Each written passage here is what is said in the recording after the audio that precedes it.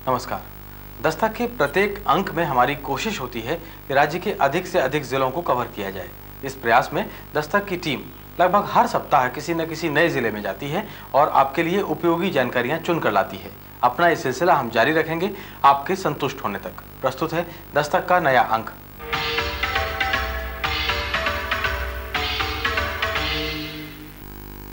मध्य प्रदेश देश में तेंदुपत्ता का सबसे बड़ा संग्राहक है।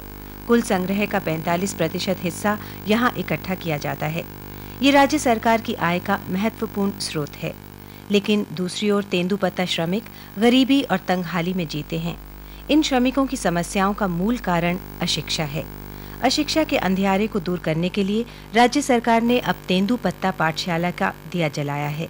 छतरपुर जिले ने इस कार्य में पहल की है। हम तो मुंह रख रहे और हमेशा दूसरे के दबाव में घुटत रहे। अब कम से कम बच्चे को जानने लगे हैं तो दर दबाव आए तो ना रह जाए। जो पढ़े लिखे नहीं है उनको ये परेशानी है कि आप आए और आपने पूछा या दस्तखत या कोई भी अंगूठा लगवाए तो बगैर जानकारी के उन्हें पता नहीं है कि इसमें क्या करें। अब परेशानी खिलाओ कि सरकार जैसे आप कचू लिखता हुआ अंगूठा लगवाओ थे वहीं दस्तखत बनाने लगे से हाथ और उस पर बहुत बड़ा पर आता है। ये जिला राजीव गांधी प्राथमिक शिक्षा मिशन के तहत भी है और तेंदुपत्ता शालाओं के माध्यम से जिन हमारे ग्रामों में शालाएं नहीं थीं वहाँ पर शालाएं खोल देने के कारण बच्चों में एक उत्साह आया है और बच्चे विद्यालय में जाकर अध्ययन करने लगे हैं। तेंदुपत्ता पाठशाला कई मायने में अनूठी है। इनके शिक्षक तेंदुपत्ता प्रबंधक हैं जो पहले साल में केवल 3 महीने काम करते थे। अब वे प्रबंधक के साथ साथ शिक्षक की भूमिका भी निभा रहे हैं और राज्य सरकार को इसके लिए उन्हें अलग से वेतन भी नहीं देना पड़ता। तेंदुपत्ता श्रमिकों के बच्चों के लिए या उन गांव में जहां तेंदुपत्ता श्रमिक बाहुल्यता में है, क्यों ना हम प्राथमिक शाला तो नहीं कह सकते, कनिष्ठ शालाएं जिन्हें हम तेंदुपत्ता शालाएं कहें खोल दें। इन्हीं लोगों से ऐसे 76 गांव प्रत्येक समिति के क्षेत्र में एक गांव ऐसा चुना जहां जो शाला विहीन रहा और जहां शाला जाने योग्य बच्चों की संख्या भी काफ़ी तादाद में रही, जिससे जनसंख्या वहां की 150 या 200 से ऊपर रही। ऐसे ग्रामों में हमने स्कूल खुलवा दिए। आदेश दो साहब के जो है तेंदुपत्ता यानी समिति प्रबंधकों को यानी पाठशाला चलाना, छोटोआ बड़ोआ से पढ़ाते हैं सब और जहाँ तक जो बच्चे अभी पहुँचा है सोते तक वो कोई खरी पढ़ता है, कोई छत्रज्ञा तक पढ़ता है, कोई और कम है, तो ऐसे पढ़ाते। तेंदुपत्ता प्रबंधक थे और अब शिक्षक है। अब शिक्षक दोनों काम संभाल रहे। 3 महीने का काम करते थे सर तेंदुपत्ता का। अब शिक्षक काम हो रहा है। तो अब कितने महीने काम करना पड़ेगा? अब 9 महीने काम करना पड़ेगा। अब तेंदुपत्ता स्कूल खुल गए हैं और इनका प्रबंध तेंदुपत्ता समितियां देख रही हैं। राज्य सरकार के अलावा श्रमिकों ने भी इनके संचालन में पूरा सहयोग दिया है और गांव-गांव में इन स्कूलों ने बच्चों के हाथों में स्लेट पेंसिल थमा दी है। सरकार यहाँ स्कूल बच्चों के लाने खुलाया तो यहाँ बच्चे पढ़ेंगे। हमने की ठीक बहुत बढ़िया है। कछु प्रयास हम लोगों ने करी, अफसरन से विनय करी तो अफसरन की दया हो गई, इसलिए उन्होंने अपना स्कूल खोल दिया है, पढ़ते हैं। ये से खोल गया कि अब जो छोटे छोटे बच्चा हैं तो मतलब अपने सरपंच साहब से मतलब हो गई कि कुछ भी साधन बन जाए तो थोड़ा सा साधन इतना होगा तब चलेगा काम धीरे धीरे। पाठशाला के लिए भवन बनाने की जिम्मेदारी गांव वाले लेते हैं तो उनको चलाने का खर्चा सरकार उठाती है, यानी बच्चों को बिल्कुल निःशुल्क शिक्षा मिलती है यहाँ पर। तेंदुपत्ता स्कूलों के लिए जिन गांव में शालाएं नहीं हैं वहां के लोग अपना भवन उपलब्ध कराएं। भवन उनका मास्टर जी हमारे तेंदुपत्ता सहायक प्रबंधक, सवाल रहा बच्चों को निःशुल्क किताबें देने का, टाटपट्टी, ब्लैक बोर्ड और आवश्यक शिक्षण सामग्री का। प्रति स्कूल 1000 रुपये के मान से व्यवस्था की गई। प्राथमिक सहकारी समितियों के फंड से 76,000 रुपये में सारे स्कूल प्रारंभ हो गए। प्रति स्कूल 2000 रुपये की व्यवस्था की गई। पहली, दूसरी और तीसरी कक्षा के बच्चों के लिए निःशुल्क किताबें हो गई। छतरपुर जिले में खोली गई इन पाठशालाओं में अब बच्चे भी आने लगे हैं और एक नई शुरुआत हुई है समस्याओं की जड़ को खत्म करने की। लेकिन कहीं ये सिर्फ औपचारिकता भर तो नहीं, क्या इन स्कूलों से कोई फायदा हो रहा है? फायदा हो जब तो पढ़ाएगी। क्या फ़ायदा है?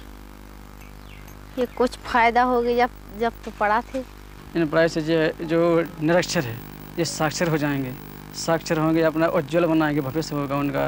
फायदा तो सब ये होगी कि हम तो उठा जावे, बच्चे भी कुछ शिक्षित हो जाए। हमारा देहात है, देहात में अगर शिक्षित हमारे बच्चे हो जाएंगे तो हमारा उन्नत आगे के लिए भविष्य हो जाएगा। कहीं पढ़ लिख जाएंगे तो अपने हिसाब किताब पत्ती के पैसा ले लेगा।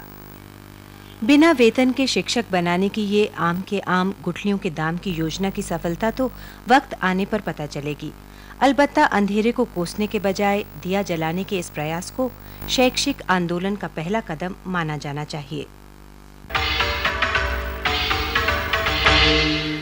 और अब अगली रिपोर्ट से पहले प्रस्तुत है एक संदेश।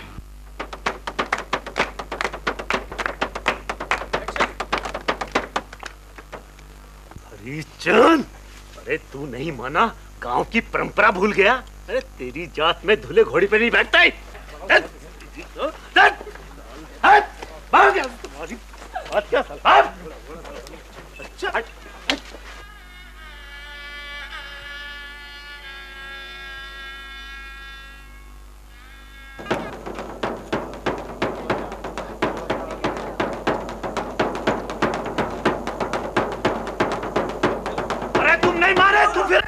ध्यान दें, अनुसूचित जाति और जनजाति अत्याचार निवारण अधिनियम के अंतर्गत ये दंडनीय अपराध है। इसमें 6 माह से लेकर 5 साल तक की सजा हो सकती है।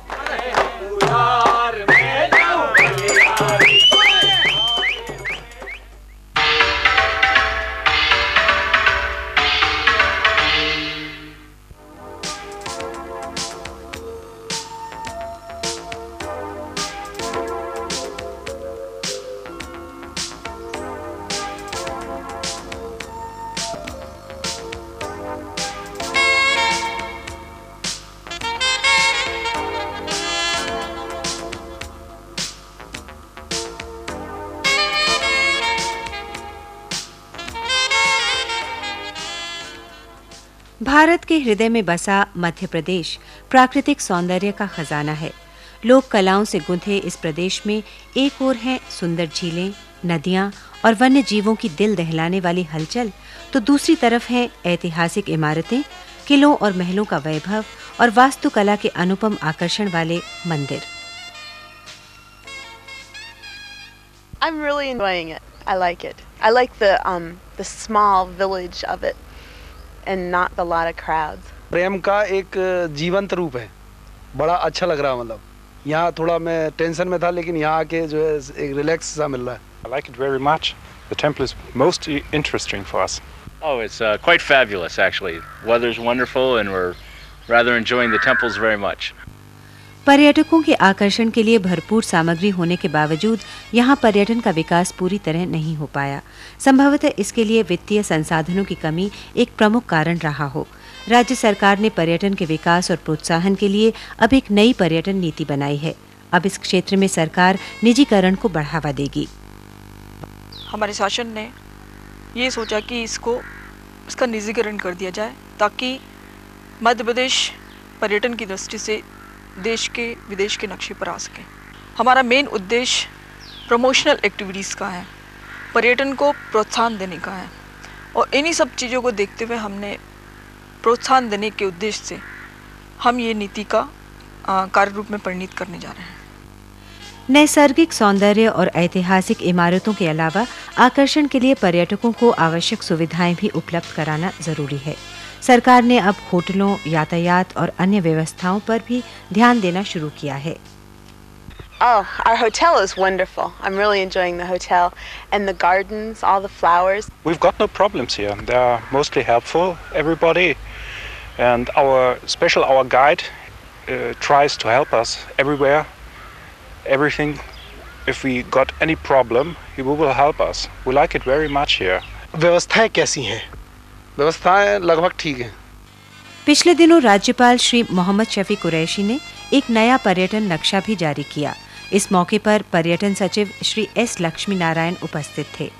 पर्यटन विभाग समय समय पर कई लोक समारोहों का आयोजन भी करता है। हम इसमें निजी भागीदारी चाह रहे हैं। हम एक संयुक्त उपक्रम कंपनी बनाना चाह रहे हैं जिसमें शासन की भी भागीदारी रहे और निजी उपक्रमों की भी भागीदारी रहे। मिला जुला कार्यक्रम है, उससे हम ज़्यादा अच्छे से इसको चला सकते हैं।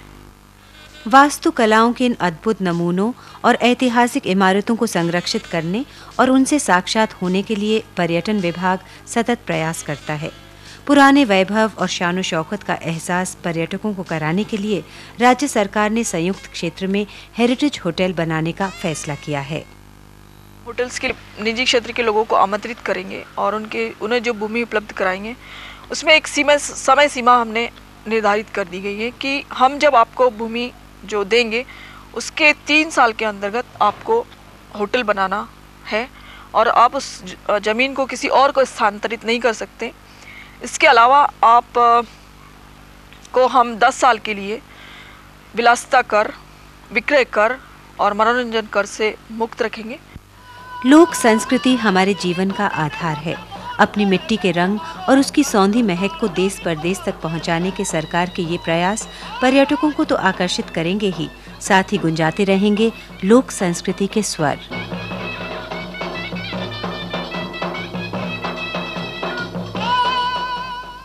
I haven't seen any better place here. We just look around for this day, and I could tell everybody to come here.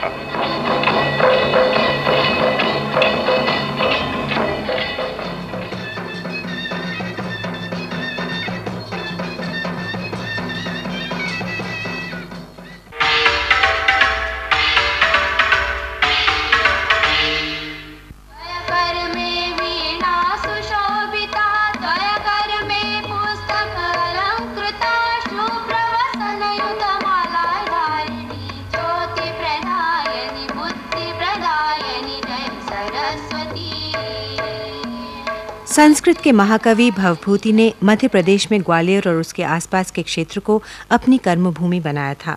इस महाकवि के कृतित्व और उनके सामाजिक महत्व से परिचित कराने के लिए प्रदेश की संस्कृत अकादमी और उसकी सहयोगी संस्थाओं ने फरवरी के पहले सप्ताह में ग्वालियर में भवभूति समारोह का आयोजन किया। मध्य प्रदेश को ही अपनी कर्मभूमि बनाने वाले संस्कृत के महाकवि कालिदास को भी इस अवसर पर याद किया गया। संस्कृत के विद्वान श्री श्रीनिवास रथ और डॉक्टर राधा वल्लभ त्रिपाठी ने अपनी उपस्थिति से इस समारोह को गरिमा प्रदान की। इन दोनों महाकवियों के मध्य प्रदेश को कर्मभूमि बनाने को अपना सौभाग्य मानते हुए विद्वानों ने संस्कृत के महत्व और आवश्यकता पर भी जोर दिया। इस अवसर पर विभिन्न प्रतियोगिताओं के विजेताओं को पुरस्कार दिए गए और ऋषिश्वर महाविद्यालय के विद्यार्थियों ने संस्कृत में एक नाटक का मंचन भी किया।